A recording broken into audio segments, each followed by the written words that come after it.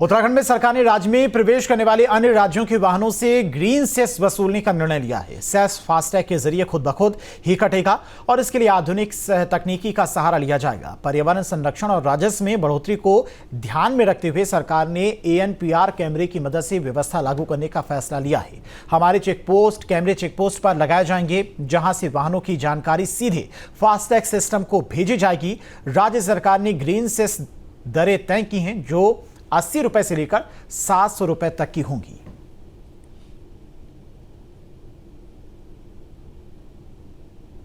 तो green cess वसूली की अब सरकार, उसको लेकर मानक भी तय कर दिए गए हैं और फास्टैग से ये पैसे खुद ब खुद कट जाएंगे। उसके लिए तकनीकी का भी सहारा लिया जाएगा और 80 रुपए से लेकर 700 रुपए तक ग्रीन सेस वसूलेगी उत्तराखंड सरकार। ऑपरेशन सिंदूर को लेकर पूरे देश में तिरंगा यात्रा का आयोजन हो रहा है। यात्रा के जरिए वीर जवानों की शौर्य को सम्मान दिया जा रहा है। इस कड़ी में चंपावत के टनकपुर में सीएम धामी तिरंगा यात्रा में शामिल हुए। इस दौरान उनके साथ भारी जनसैलाब नजर आया। इस दौरान भारत माता की जय के नारे लगे और इस दौरान लोगों में उत्साह भी नजर आए। 2 तस्वीरें आप देख सकते हैं। टनकपुर के दौरे पर पहुंचे थे मुख्यमंत्री पुष्कर सिंह धामी, जहां पर सबसे पहले तिरंगा यात्रा उन्होंने निकाली। तिरंगा यात्रा में भारी संख्या में बीजेपी के तमाम कार्यकर्ता भी शामिल हुए थे और उसके बाद लोगों की समस्याएं भी सुनते हुए नजर आए मुख्यमंत्री पुष्कर सिंह धामी। तो टनकपुर का बेहद महत्वपूर्ण मुख्यमंत्री पुष्कर सिंह धामी का आज दौरा था। तिरंगा यात्रा निकाली गई और शहीदों को पहले श्रद्धांजलि दी गई। वहीं पराक्रम रैली में बढ़ चढ़कर सीएम धामी ने हिस्सा लिया। हाथों में तिरंगा लेकर मुख्यमंत्री पुष्कर सिंह धामी के साथ बीजेपी के तमाम कार्यकर्ता उनके पीछे पीछे चलते नजर आए।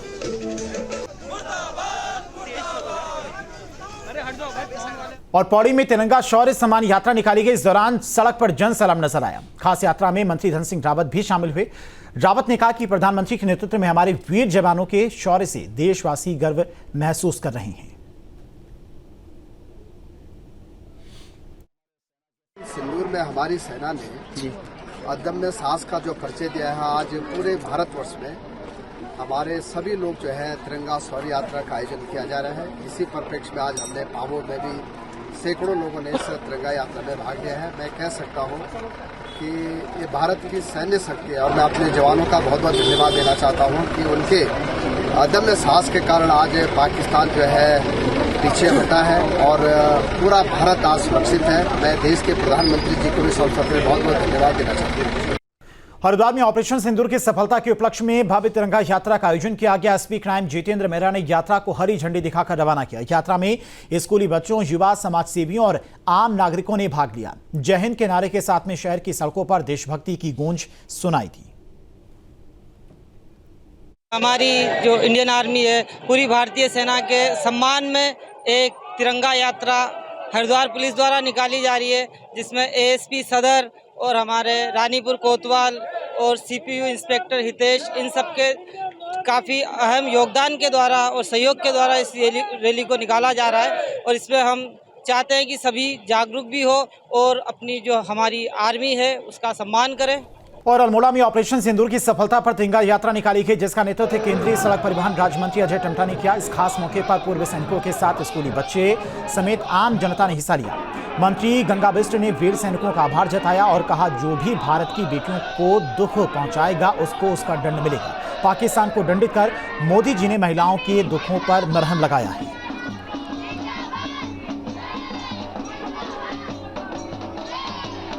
पहलगांव में हमारे निर्दोष भारतीयों के और आतंकियों ने जिस प्रकार की घटना करी थी, उसी के रिप्लाई में, उसी के उत्तर में भारत की सरकार ने, भारत के सैनिकों ने ऑपरेशन सिंदूर के माध्यम से सभी आतंकी ठिकानों को ध्वस्त करने का काम किया और 100 से ज़्यादा आतंकियों को मारने का काम किया और उनके जो ठिकाने थे उनको सब खत्म करने का काम किया।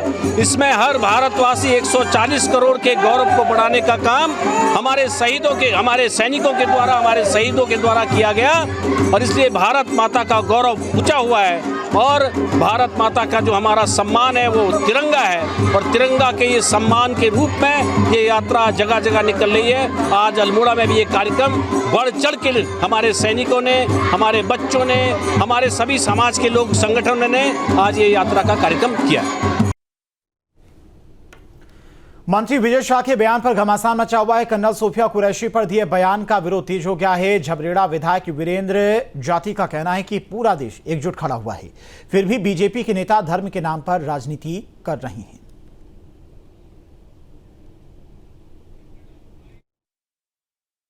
वरिष्ठ लोग आज एसपी देहात कार्यालय पर आए और जो देश की बेटी, देश का अभिमान सोफिया कुरैशी के खिलाफ मध्य प्रदेश के मंत्री ने, विजय शाह ने जो अभद्र टिप्पणी की, अभद्र भाषा का प्रयोग किया, आज हम उसमें प्राथमिकी दर्ज कराने के लिए आए हैं।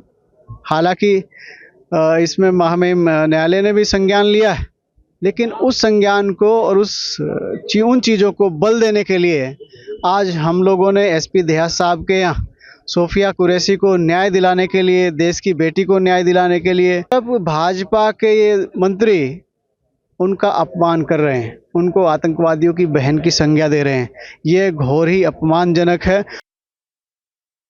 जो लोग अपने प्राणों का बलिदान दे रहे हैं, उनमें एक तुच्छ मानसिकता का व्यक्ति जो दुर्भाग्य से राज्य सरकार में संवैधानिक पद पे, अगर वो सेना के अधिकारियों या सैनिकों के खिलाफ ऐसी मन में अपनी भावना रखता है, तो ये जो है बहुत घटिया है, निंदनीय है, और हम उसे बर्खास्त करने, उसके खिलाफ जो है आपराधिक मुकदमा दर्ज करके उसे जेल भेजने की मांग करते हैं। इसी पर यहाँ पर श्रद्धालुओं का सैलाब उमड़ रहा है। अब तक 7 लाख से ज्यादा भक्त दर्शन कर चुके हैं। आंकड़ों की बात करें तो केदारनाथ में अब तक करीब 3 लाख भक्त दर्शन कर चुके हैं। बद्रीनाथ धाम में भी आंकड़ा 2 लाख के करीब पहुंच गया है। यमुनोत्री और गंगोत्री धाम में भी भक्तों की भारी भीड़ उमड़ रही है। प्रशासन हालात पर नजर बनाए है। केदारनाथ में टोकन सिस्टम के जरिए श्रद्धालुओं को दर्शन कराए जा रहे हैं। माना जा रहा है कि इस बार यात्रा में श्रद्धालुओं का रिकॉर्ड पिछली बार से ज्यादा होगा।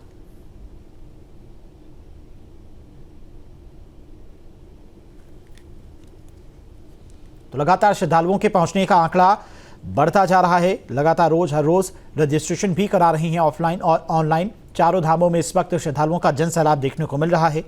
सबसे ज्यादा श्रद्धालु इस वक्त केदारनाथ धाम पहुंच रहे हैं दर्शन करने के लिए।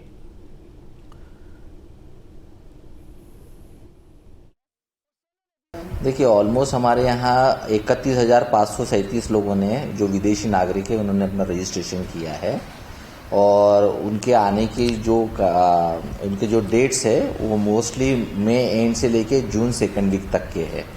तो जैसे तो आते रहेंगे वो आंकड़े हम आपको उपलब्ध कराते हैं।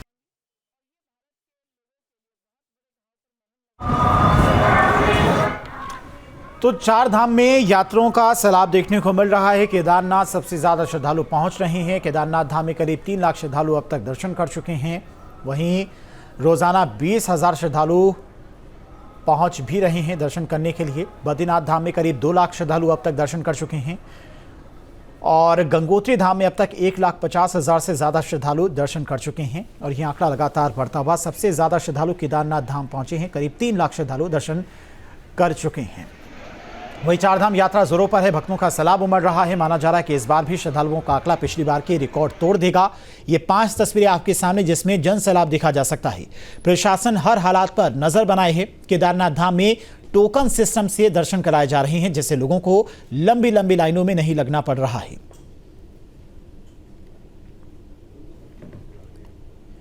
तो ये 5 तस्वीरें आप देख सकते हैं। चारों धामों में किस तरह से श्रद्धालुओं का जनसैलाब देखने को मिल रहा है।